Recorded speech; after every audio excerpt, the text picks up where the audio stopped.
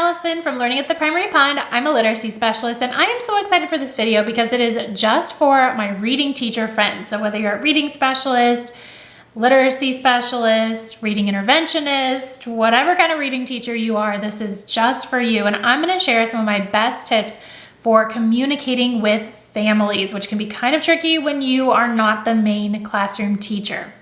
Before we dive in, if you haven't subscribed to my channel yet, go ahead and do that now, and then also hit the little bell so that you're notified every time I post a brand new video about teaching literacy.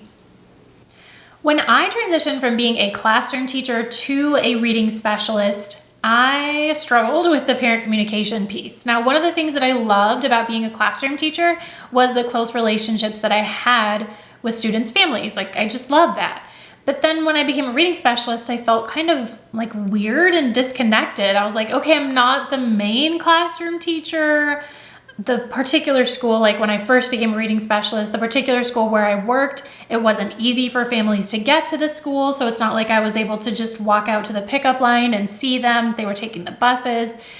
So I just felt really disconnected and weird. And honestly, that first year, I didn't communicate with families. And I believe that was a mistake. It was a mistake because I was still learning, but there was a letter that went home, and of course it explained that they would receive services. But then after that, unless I happened to, talk with a parent at a conference, or if we had some sort of RTI related meeting, then I would meet families. But otherwise I really wasn't involved. I did talk to classroom teachers, but not so much families. And as time went on, I kind of realized okay, they do need to know who is pulling their child every single day. Families have the right to know what we're doing, and I just needed to keep them more informed. So that was a big lesson for me. If you're a reading teacher, especially if you're some kind of pull-out teacher, then you can probably relate to at least the part where it's kind of tricky, right? Because you're not the classroom teacher. You don't want to interfere with anything that the classroom teacher is doing. Your schedule may not match up with parents. It may be difficult to get a hold of them. It can be tricky sometimes. Our work is sometimes technical and very focused on certain areas of reading instruction. So sometimes it can be hard to explain what we're doing to families. So there are definitely challenges. But I have some solutions and some freebies for you to make this all easier. Before I get into those solutions and freebies, I would love for you to share in the comments, for you, what has been the hardest part of family communication or parent communication? I would love to hear that from you in the comments.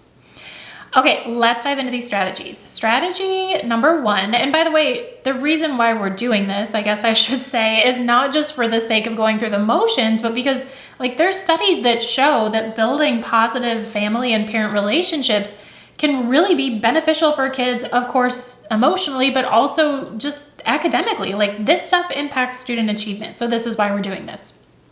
And again, everything I'm going to show you is totally free. Check the caption to get the freebies.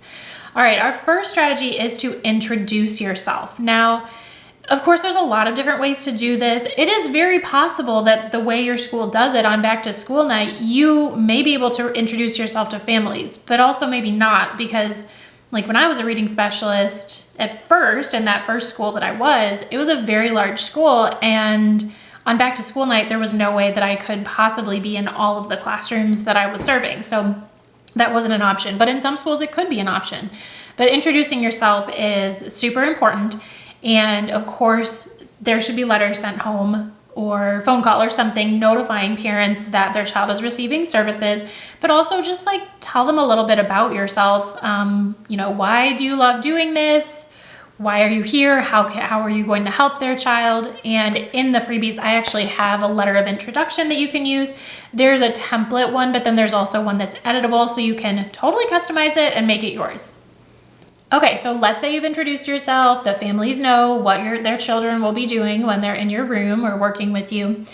And then we need to keep the communication going, right? Pretty early on in the school year. And I always did this as a classroom teacher. It was just a matter of, translating this to when I became a reading specialist too. But early on in the school year, I like to send some kind of positive note home. You could even call if you have time. But this positive note template that is in the freebie, it's so simple. It's I have some good news to share. While working with me, your child blank. And that's all you have to do, right? It's just a little half sheet, send it home. It can go a long way, both for the child and the family. So that's one thing.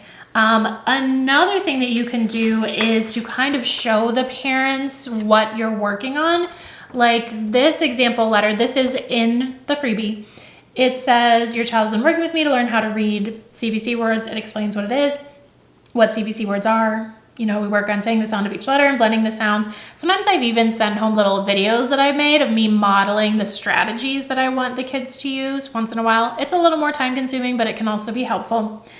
And then I just said, if you would like to practice at home, like here are some words. So you are, just explaining to the parents what you're working on at school. And if they can practice at home, great. If not, you put it out there. You tried, right? It's always worth that effort. And then the last thing that you can do, and again, there's more than just these letters I've shown you in the freebie. There's a lot of different things for a lot of different levels, like kindergarten through 5th grade. But in this note, I am giving parents some questions to ask, about fiction books and then about nonfiction books. I have one of these for older students and then another one for younger students that you can choose from. But this is something that they can try at home with their child. And again, if they don't do it, that's fine. You put it out there, right? You made the effort to communicate, and that's all that you can do. Okay? So these resources that I just showed you are totally free. They do say reading teacher or reading specialist or Title I teacher. You can choose the one that works for you, but they are designed for teachers who are like pulling kids out or maybe even pushing in to provide reading support. So the link for that is in the caption. I hope that this was helpful. If you are a reading specialist, especially if you're a newer reading specialist, I know that sometimes it can be tricky to navigate your role with family communication, but with these notes, it does make it a lot easier. So thank you so much for watching. I hope that this was helpful. Before you leave, don't forget to hit the like button and subscribe. It would mean so much to me. Thank you so much, and I will see you in my next video.